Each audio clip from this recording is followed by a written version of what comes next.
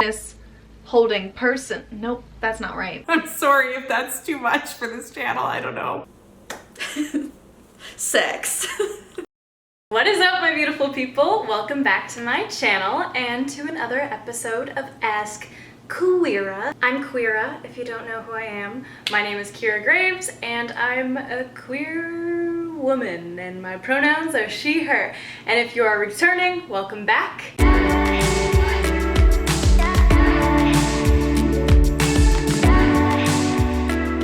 Ask Queera is a video series that I created for all you gaybies, all of you questioning, possibly queer people, and just people who want to know more about the LGBTQ plus community. And here I am attempting to give you guys advice about all things LGBTQ plus. I'm not claiming to be an expert, I'm just giving advice from my own personal experience. For today's video, I had to phone a few friends because I feel like a lot of people have very different opinions on this subject. All of these wonderful human beings are dear friends of mine and also fellow queer YouTubers. And today we are going to be discussing the topic of virginity. The question of today's video is, what do you think losing your virginity consists of for lesbians? I also asked my friends, what does virginity mean to them as a queer woman? Has it changed over time? And advice to give you guys about your first time. If you want to participate in my next Ask Queera YouTube video, make sure you follow me on Instagram at Kira Graves and subscribe to my YouTube channel. Make sure you stay tuned for this super interesting conversation,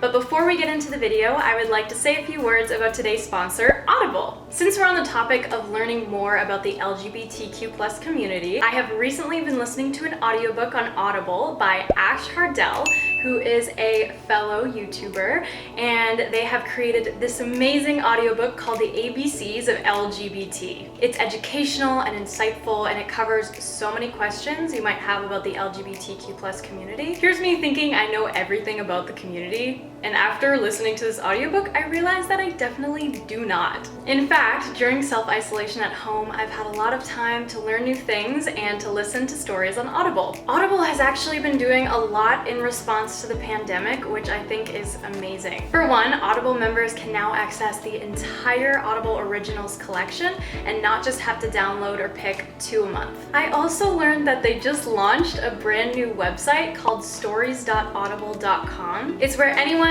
can go on that website and listen to hundreds of titles absolutely for free without having to download anything or sign in or pay any membership fee. I think it's such a wonderful initiative because, you know, kids aren't in school right now and they still need to be learning, and also there's a lot of parents who have to homeschool their kids, and it's perfect for that. Not only is there educational content, but there's also classics and entertainment as well. Audible also has guided wellness programs and sleep programs so you can de-stress and relax at this crazy time. You can stream Audible while going on nature walks, cooking, doing arts and crafts, or even listening with loved ones, whether that be in person or on video calls. I also find my eyes get so tired looking at screens all day, so Audible is really great for that. You don't need to look at anything, you can just listen. To start listening now, you can get your 1 month free trial of Audible. All you need to do is go to audible.com/Kira, or you can text Kira to 500-500. That's audible.com/KEARA,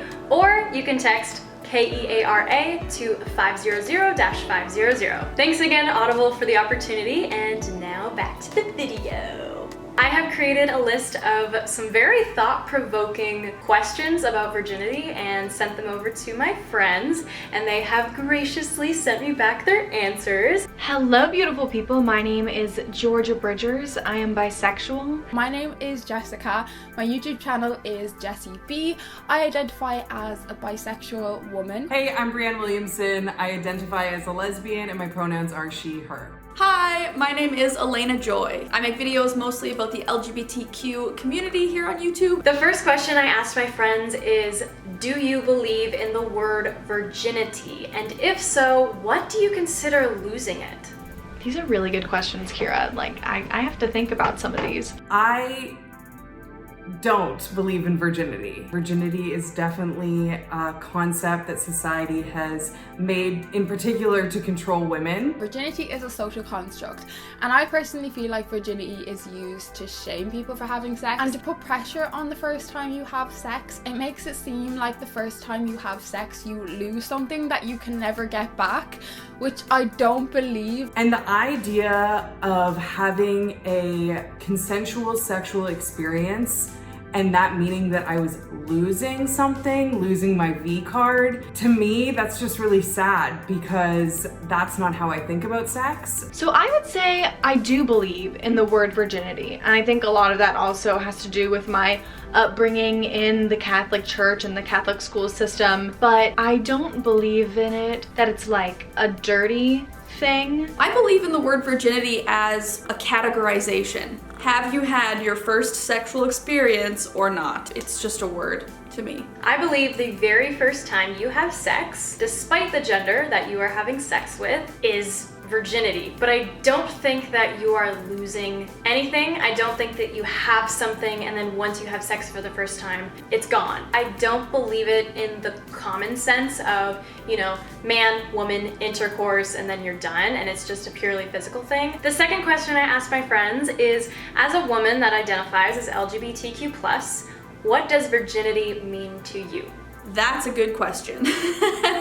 Instead of virginity, to me, I just like to think of things as a first time. Basically, that's just me taking the meaning out of virginity that is losing something, and instead I like to think of it as gaining an experience. I've heard the first time that you have sex referred to as your sexual debut rather than losing your virginity, and I stand behind that. I kind of had to flip my perception, because for so long I thought that me having sex with a man would be the losing of my virginity. It was always just penis and vagina. I'm gonna say it, Kira.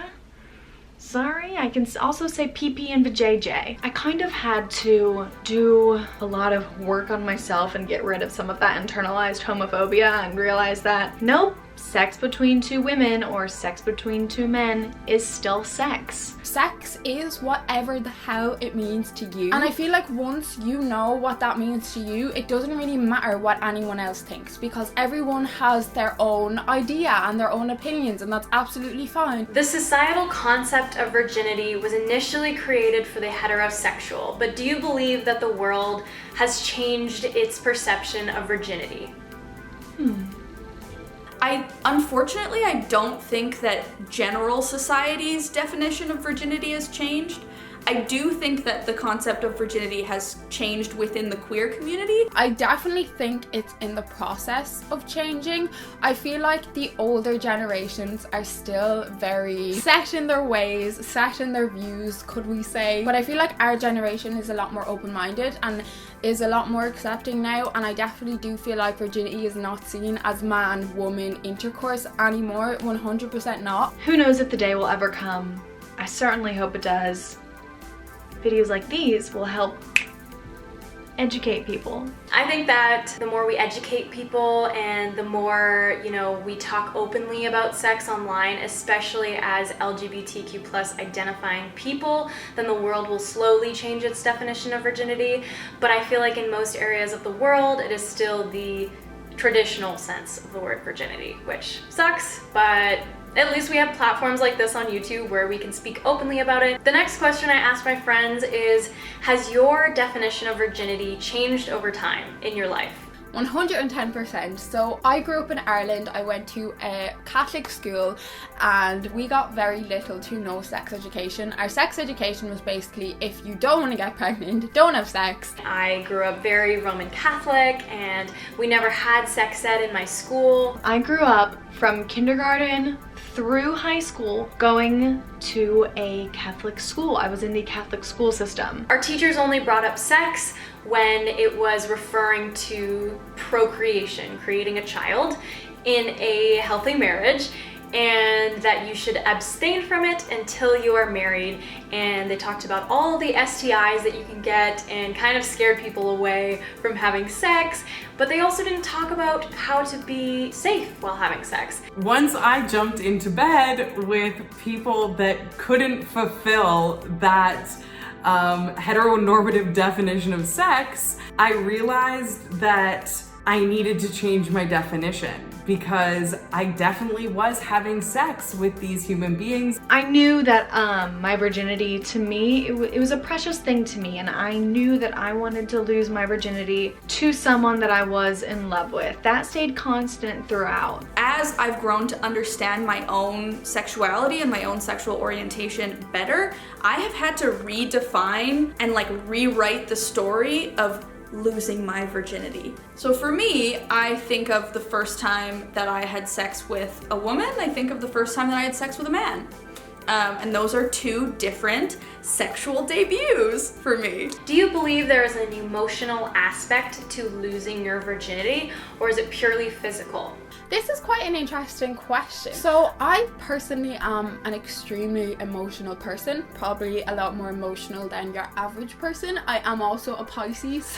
I feel like there is an emotional aspect, because I feel like you're learning about yourself and you're learning about what you do and don't like and what you do and don't want in the future. I would say it's more of an emotional change than a physical change. I personally think of sex as more emotional than physical in a lot of cases. I think the best sex is when you're emotionally connected. I think any first experience that is consensual and communicative is going to be emotional. I guess I can't really pick between the two. For me, it is an emotional thing, but sometimes it's just a physical thing. It really depends on what you're looking for at the end of the day in the bedroom.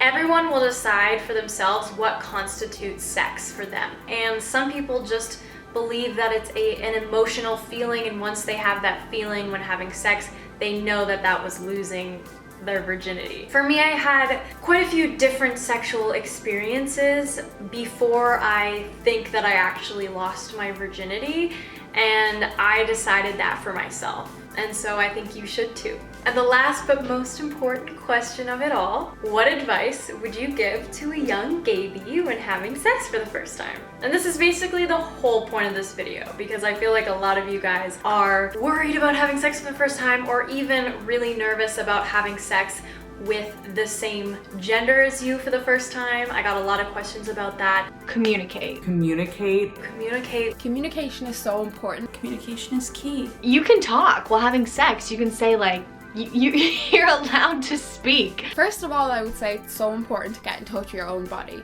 I was not in touch with my own body when I first started having sex, but once I got in touch with my own body, sex became a lot more enjoyable for me. Don't put so much pressure on yourself. I know that society puts a lot of pressure on young people to either have sex quickly or abstain from sex, but I think just whenever you feel that you want to do it and it's consensual and you're not forced by your friends or society. My advice would be to have sex with yourself first, because sex is a lot less scary when you are familiar with the sensations or like the way that your body responds. You need to realize that virginity has absolutely nothing to do with your worth, and it's something I didn't realize before the first time I had sex with a man, and it's nothing to do with your worth. Like, if you have had sex or if you haven't, neither of them means you're worth less, neither of them means you're worth more. It just doesn't. And don't worry about being good or being perfect. You know, ask questions, listen to the person that you're having sex with, and